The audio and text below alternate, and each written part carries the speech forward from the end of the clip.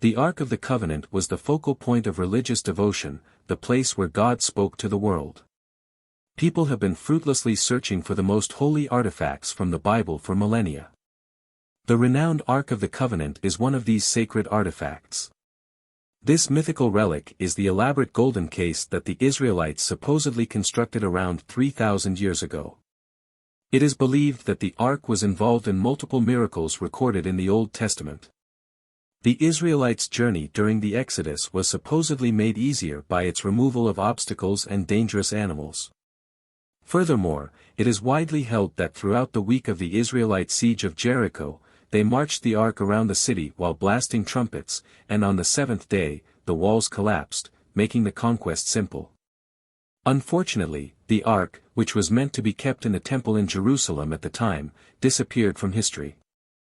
As far as anyone could tell, it was either concealed, captured, or destroyed. Until now. Is it true that archaeologists have discovered the Ark of the Covenant? Is the Ark of the Covenant a terrifying, destructive weapon? Join us as we explore the Ark of the Covenant discovered by archaeologists. For followers of the Judeo-Christian faith, the whereabouts of the Ark of the Covenant, a receptacle believed to house the 2 stone tablets bearing the original 10 Commandments, remains one of the biggest mysteries of all time. Popular belief is that the Ark had already made its way to Ethiopia prior to the Babylonian destruction of Jerusalem and that it is currently housed at the Cathedral of St. Mary of Zion in the town of Aksum. But the church leaders insist that no one other than the Ark's guardian should ever see it, and they've never even allowed an examination of its validity. Another theory is that the Ark was concealed in a labyrinth of tunnels under Jerusalem's first temple prior to its destruction by the Babylonians in 586 BC. The location is also holy to Muslims as the Dome of the Rock Shrine, thus that theory cannot be tested either. Trying to dig under it is just not going to happen. Additional claims with more questionable merit are also present. However, the quest for the Ark was most famously portrayed in a film. Adventurer Indiana Jones faces a daunting task in the 1981 film Raiders of the Lost Ark, locating the Ark of the Covenant before the Nazis may utilize its power to dominate the world. Such biblical artifacts are intriguing to search for. Legend has claimed that beholding this sacred artifact brings terrible curses. Yet no one knows for sure where it might be. A man in the 1980s asserted his claim to having seen the Ark of the Covenant in person and to have located it. The Israelites placed the 10 Commandments in a golden-covered wooden chest. According to the Bible, the Ark of the Covenant is a chest that may hold the rod of Aaron, which infamously became a serpent in front of Moses' eyes, as well as a pot of manna, the food that the Israelites were thought to have received from heaven to sustain them as they wandered the desert. The Ethiopian Church of Our Lady Mary of Zion holds that the Ark of the Covenant was sent to Aksum for protection by the son of the Queen of Sheba and King Solomon, making it one of the most compelling claims to possess the Ark. Claims were also made by numerous other churches. The United States, Jordan, Egypt, Israel, South Africa, France, Italy, and Ireland are all potential sites for the Ark of the Covenant. Ron Wyatt, a Seventh-day Adventist amateur researcher and explorer, asserted on January 6, 1982, that he had discovered the 10 Commandments and the Ark of the Covenant hidden beneath the ruins of ancient Jerusalem. The incident was prophesied to take place, and according to his account, the Ark of the Covenant was placed directly beneath the site of Jesus of Nazareth's crucifixion. According to popular belief, the Ark of the Covenant has been housed in the Holy Temple, which is also called Solomon's Temple, ever since the Israelites escaped Egypt and settled in the Promised Land. The destruction of Jerusalem and its temple occurred 600 years before Jesus' death during the invasion of Babylon by Nebuchadnezzar. The Ark of the Covenant vanished from historical records at this same moment. As soon as the Babylonians launched their assault, they erected a massive wall surrounding the city to prevent any escape. In order to navigate the city incognito, the Israelites dug several tunnels. Some of these tunnels have already yielded ancient items, and many of them are still in use today. The most holy Jewish relic, the Ark of the Covenant, according to Wyatt's theory, was shut and forgotten in an underground room. What to make of Wyatt's purported discovery? While excavating near the Garden Tomb, a site thought to be near the northern Old City wall of Jerusalem and the supposed site of Jesus' crucifixion, Wyatt discovered what seemed to be multiple post holes cut into the rock. Wyatt discovered one with a base fracture that extended underground through the bedrock to a chamber's roof. He had dug into a separate tunnel system to reach this chamber. Huge rocks piled high up in this room, obscured by the temple's valuables, some of which glowed through the animal skins and rocks that had been used to conceal them, stood a big rectangular stone chest with a half-broken cover. The golden ark rested within this sarcophagus. Beside it, on the bedrock fissure in the chamber roof, below it on the split stone lid, and within the mercy seat of the ark, a black material coated all three.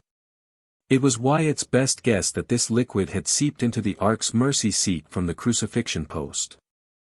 Hall on the Roman street level above trickled down through the ferried bedrock and then emptied into the chamber below. After identifying the dark material as blood, Wyatt removed a small sample and sent it to a laboratory in Jerusalem. Not only was the blood purportedly proven to be living, but it also had a mere 24 chromosomes, 23 inherited from the mother and 1 Y chromosome from an unrelated non-human source. The Israelis demanded to know, "Where did you get this?" According to the Sabbath House newsletter, "What is it?" Ron, with deep emotion, told them, "This is the blood of your Messiah." To those who aren't familiar, this can all be quite shocking. Newspapers and magazines devoted to archaeology have noticeably avoided reporting on such a discovery in recent years. However, a book written by Jonathan Gray in 1997, Ark of the Covenant, has been a major factor in spreading this discovery. Gray would later become a close colleague of Wyatt's. The summary at the rear of the book provides a tantalizing hook. They called it a hoax till one man went to prove it, so the unexpected truth shocked Gray. It will shock you too.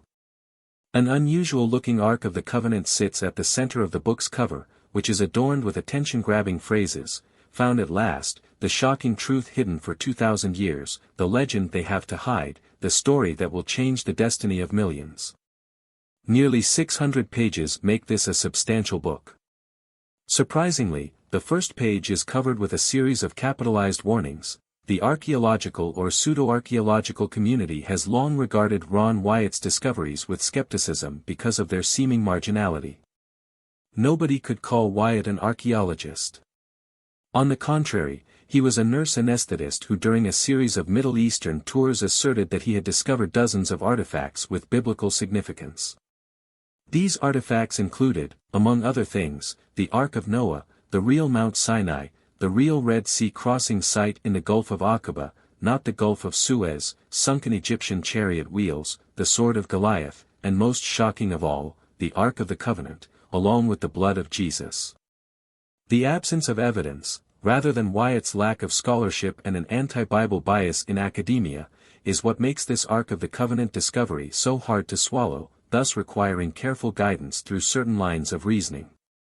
There is a lot of debate surrounding Wyatt's other discoveries, but that's beside the point. As a matter of fact, Wyatt supposedly started excavating this section of the Garden Tomb because he had an out-of-body experience. He was touring the area with an official from the Israel Antiquities Authority when he felt an impulse to raise an arm and point, and he heard himself say, "That's Jeremiah's grotto, and the Ark of the Covenant is in there." From this point on, though, things only get stranger. According to reports, Wyatt had a personal encounter with Jesus while on set, claiming to be on his way from South Africa to the New Jerusalem. He wore a garment that had been handwoven. In addition, there are other reports of those who supposedly got in the way of progress during excavations or attempted to enter the site maliciously, only to die afterward. According to Wyatt, he went into the Ark chamber 4 times. Reportedly, as Wyatt scrambled into the room, he discovered that the tons of pebbles that had filled it almost to the ceiling were completely gone. Everything from the Ark to the temple furnishings was neatly laid out and on show. For celestial beings who have been guardians of the Ark since its secrecy 2,600 years ago told Wyatt to start shooting. Adhering to the angel's instructions, Wyatt removed the 2 stone tablets bearing the 10 Commandments. Additionally, an angel told Wyatt to get the blood that had dropped onto the ark from the wall tested in a lab. All of Gray's numerous cautions about following the story in a specific way are understandable in light of such strong assertions. However, these assertions are not made up, nor do they stand independently. It is against Wyatt's specific religious heritage that such accusations are based. Nevertheless, the Wyatt camp has offered a number of alibis in list form to explain the absence of evidence. Israeli authorities have banned the disclosure of the blood chromosomal record due to concerns that it could spark a conflict in the Middle East. God did not want us to see the ark or the furnishings from the temple, so he sealed the cave that held them away. Archeologists are in cahoots to keep the biblical record from being confirmed, which is why Ron Wyatt's results have remained unpublished.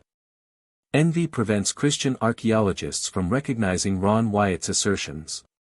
Showing the Ark of the Covenant would provoke radical Jewish extremists to detonate explosives near the Dome of the Rock, leading to a catastrophic war in the Middle East since the findings go against their religious views. The Jerusalem laboratory that conducted the blood analysis is hesitant to release them. Photos and videos of the Ark of the Covenant were severely distorted due to pollution, among other considerations. Of course, there are numerous issues with such alibis, not least the sheer quantity. Having an abundance of justifications naturally leads to mistrust. One must ask, though, how precisely such a formal laboratory report may instigate a conflict in the Middle East. The blood analysis could conceivably be used to establish the divinity of Jesus as God in the flesh, however, both Judaism and Islam condemn this. So why would this ignite a Middle Eastern war between Arabs and Jews? Why have we had so many demands made of them to produce the paperwork that Ron Wyatt claims to have? If the Israeli authorities ordered the secrecy of this blood analysis, according to the New Testament, Jesus, who was executed on the very day of the Passover, was the perfect sacrifice that fulfilled all righteousness on Passover. However, the Ark of the Covenant had no part in any of the Hebrew Bible's tabernacle, temple, or ark-related rites, which the New Testament describes as a precursor to Jesus' atoning sacrifice for sin. The ark does not get any blood on it. The physical Ark of the Covenant had to be preserved in such a way that it could lie precisely beneath the post-hole of the cross. If this was so important, then why not have it done by the miraculous synchronization of tunneling and events spanning thousands of years? Why did the apostles' writings in the New Testament never once bring up such a topic? There are other verses that elaborate on the Ark of the Covenant and the symbolic meaning it holds, especially in the book of Hebrews. How was it that such a crucial link could have gone unnoticed? The New Testament makes it clear that these ceremonial acts from the Old Testament served as symbols foreshadowing what was to come. Jesus Christ was like the Passover lamb representing God's heavenly throne. The Ark of the Covenant served as a powerful emblem. So why was it essential to re-establish the connection between Jesus' blood and a symbolic ritual object, the Ark of the Covenant, in the real fulfillment of this symbolic foreshadowing? Also, the Bible says life is in the blood many times, and Wyatt claims that the blood of Jesus Christ was found to still have life. If this is true, then Jesus didn't really die on the cross. Surely even symbolically, Christians would place greater emphasis on the blood of the dead. Did Jesus not die entirely? Did part of him stay alive? This could go on and on. Overemphasis on the physical ark may be plaguing Wyatt's interpretation of the story, similar to what happened to the ancient Israelites in their decisive fight against the Philistines in the. How are we to interpret this? Many of our assertions lack any kind of evidence to back them up. What is the next step for us? Without a doubt, unearthing the Ark of the Covenant would be the pinnacle of biblical archaeology's greatest find, with unimaginable ramifications. However, as one person astutely put it, such unproven assertions of discovery, together with the persistent obstruction of efforts to support even the most basic of the assertions, merely demonstrate erroneous invention. Furthermore, the discipline of biblical archaeology is negatively impacted by this, a field that has many critics. Skeptics would already find it suspicious that Wyatt's discovery of the Ark of the Covenant occurred so soon after Crown Hazy Mountain Ark a few months earlier, and that it occurred so soon after Steven Spielberg's Raiders of the Lost Ark, arguably the biggest blockbuster of all time. In Wyatt's fourth journey, he encountered protectors of the sacred artifacts who informed him that they had been watching over them for centuries. Interestingly, this is the same plot point as the 1989 film Indiana Jones and the Last Crusade. Everyone working in archaeology probably has a little bit of Indiana Jones in them, yet biblical archaeology is like a ravenous beast, it never stops seeking and demanding proof based on evidence. And when it comes to Wyatt's 1982 discovery of the Ark of the Covenant, there is none. Regarding Wyatt's discovery, the only thing we can rely on is subjective accounts, which can be contradictory, and there is absolutely no proof of anything. Given this dearth of proof, supporters often ask, why would he lie? The Ark of the Covenant has been the subject of multiple purported discoveries in the last several decades. Any one of these other people may be asked the same question, why would they lie?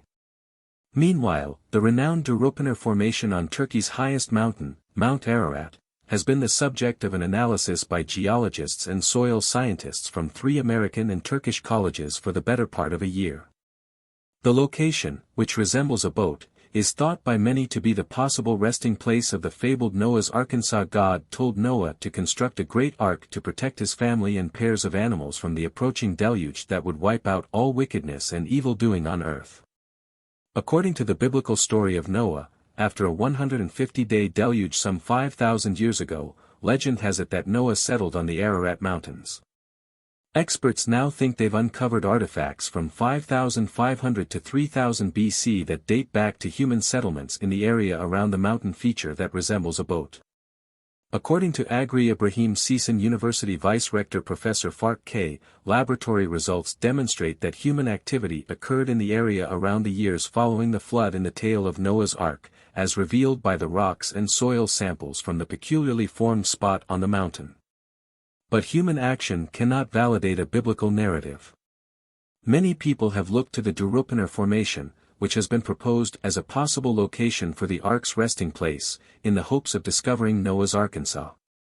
There is no geologic evidence of a worldwide flood like the one portrayed in religious texts, and archaeologists have repeatedly stated throughout the years that the creation is natural, not the product of a petrified shipwreck, despite the fanfare. It is also debatable whether or not a smaller-scale flood might have occurred. According to the group, at this time, it is not feasible to state that the actual Ark of Noah was at the Durupener location. A project researcher named Fark K. said, with the dating, it is not possible to say that the ship is here. To uncover this, we must labor for an extended period. The story of God, Noah, his family, the creatures in his care, and the ark he built has caused much debate for centuries. The search for proof of this event will likely continue for some time, and only that time will tell if it is there to be found. Thanks for watching another episode. While you're still here, make sure to click the video on your screen for more mind-blowing videos about space.